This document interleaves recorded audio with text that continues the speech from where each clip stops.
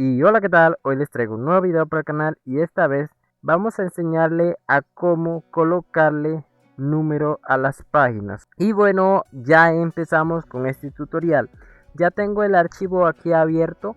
Ahora falta colocarle el número de página. Si lo que tenemos que hacer es irnos a la opción de insertar y luego nos vamos acá donde dice número de página y decimos sobre la flechita esta. Luego aquí nos dice dónde queremos más o menos el número de página, si lo queremos al principio de la página, o sea en la parte de arriba de la página, en el final de la página que sería en la parte de abajo, o también nos aparece la opción de márgenes de página que sería a un lado, verdad, ya sea izquierda o derecha dependiendo de las opciones que te aparecen en el otro submenú al seleccionar uno de los tres. Como tenemos al principio de la página, tenemos el primero que es en la parte izquierda, el segundo que es en la parte central, el tercero que es en la parte derecha y otro que es con formas. Luego lo mismo sucede con el final de página y lo mismo con los márgenes de página. Y bueno, nosotros vamos a seleccionar, yo en mi caso voy aquí al primero, principio de página, si lo quiero en la parte de arriba de la página, y voy a buscar que